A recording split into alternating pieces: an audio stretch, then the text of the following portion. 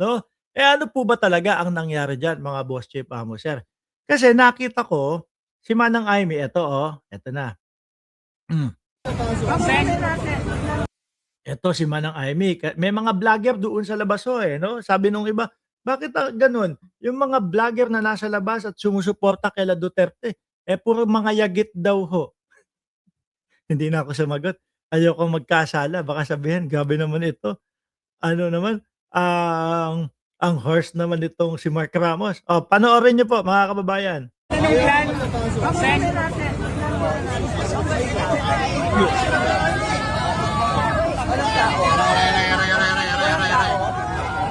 Ano, walang tao doon sa Blue Ribbon Committee nila? Oh, mukhang timawa. Mukhang timawa na sumisilip po ano?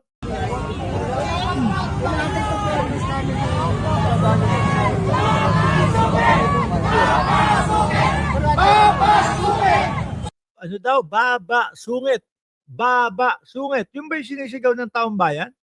Ang tanong, magkano daw po? Sabi ni Ma'am Merly Belen. Hindi, nagsisigaw yung taong bayan, no?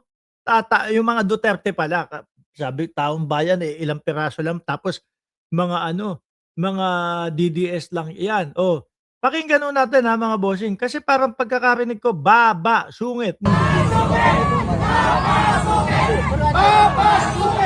Baba, sungit. Baba, sungit. Masungit ba si Amy Marcos? Sabi ni Elena Ilarde, bogus hearing daw sila.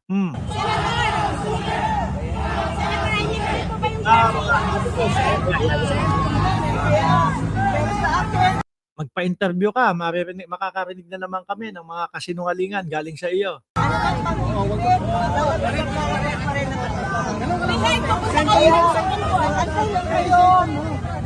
Pagtsagalan tayo, pagpihit ka natin. So, Sen, tuloy na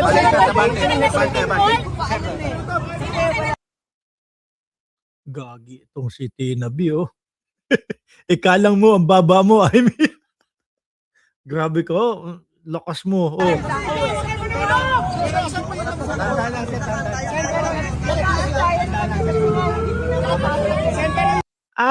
Yun buti na lang nandiyan si Sir Rogelio Pedroso at ikinorek tayo. Pagkakarinig po kasi namin, baba, sungit. Baba, sungit. Papasukin daw. Sorry, mali, Medyo alam niyo naman po mga kababayan, daming, sa sobrang daming vlog ng mga ngongo, eh, iba na yung naririnig natin mga bossing. Inangkla yung baba, kaya babasukin daw, sabi ni Rowena Sanchez. So, ibig sabihin, Sen, mo rin dito yung mga ibang Sen.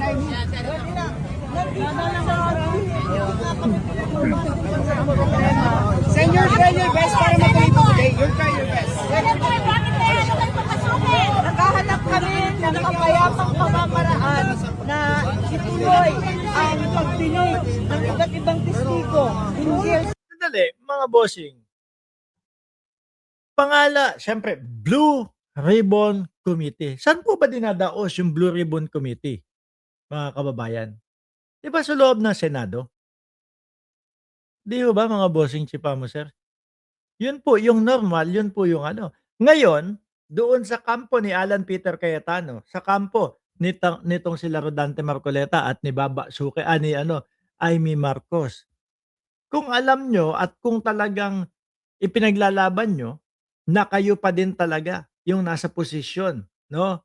Rodante Marcoleta ang Senate Blue Ribbon Committee Chairman, si Alan Peter Cayetano ang Senate President. Ang tanong namin, bakit hindi doon sa loob ng Senado ninyo gawin? Bakit kayo ang nag-adjust? Kayo ang sa labas gumawa? Di ba mga kababayan? Kasi kung ako si Alan Peter Cayetano at 100% alam ko sa sarili ko na ako ang Senate President at walang makakapag-ano sa akin, walang makakapigil sa akin mga bossing. Nako, sa loob ng Senado, gaganapin yung Blue Ribbon Committee ngayong araw at walang makakapigil sa akin. Eh bakit ganun ang siste? Sila yung lumabas. Sila yung doon sa ibang lugar.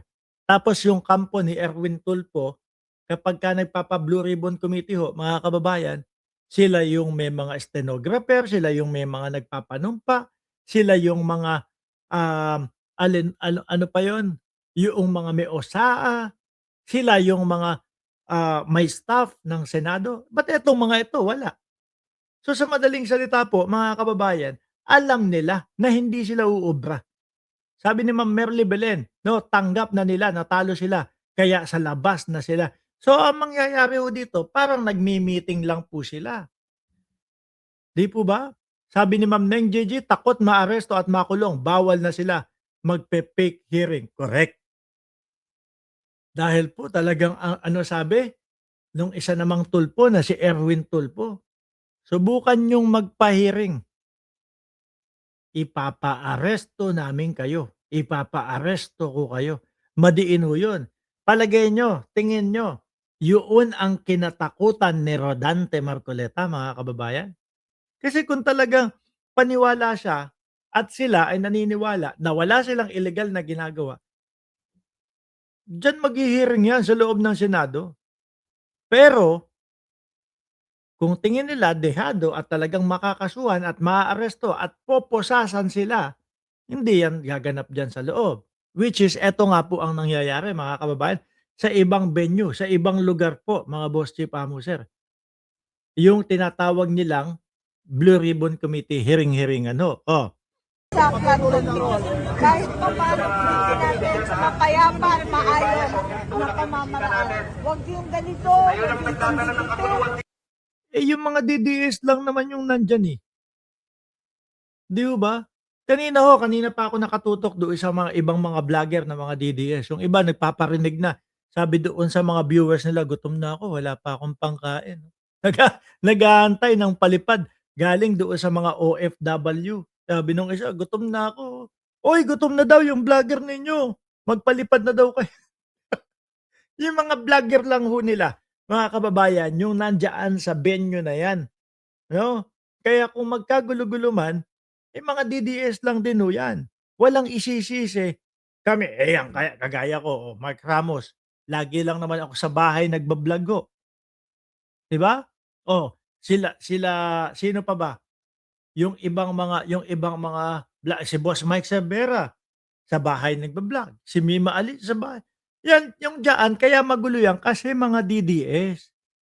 'Di ho ba? Sabi ni Ryan Geronimo, ituloy ang Blue Ribbon Committee. Tama, sir. Lalo na kapagka sinabi niyo doon sa 18 Marites, umattend sila sa Blue Ribbon Committee, ni Erwin Tulfo para magkaalaman talaga. Pero tingin ko hindi, eh. Tingin ko ayaw. Ano po, dahil doon ang tanong doon hindi mala Marcoleta, yung kay Marcoleta ang tanong do'n, eh, pag-guide doon sa 18 Marites. Doon sa Blue Ribbon Committee ni Erwin Tulfo, malabo po na i-guide yang mga 'yan, 'no? Talagang, mahigpit ang mga katanungan do'n. Ang tunay na Marines hindi nagde-deliver ng nakaw na pera, 'no, ng bayan. Kaya yang 18 kargador ay basurang nilalang daw po, sabi ni Richard Hernandez, oh. Lagi, sigurado ako, ang anuman pag-ibig na gawin, lalabas at lalabas ang katotohanan.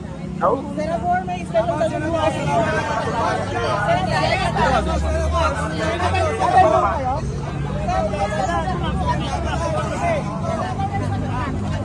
Ano 'yun, hindi pinapasok?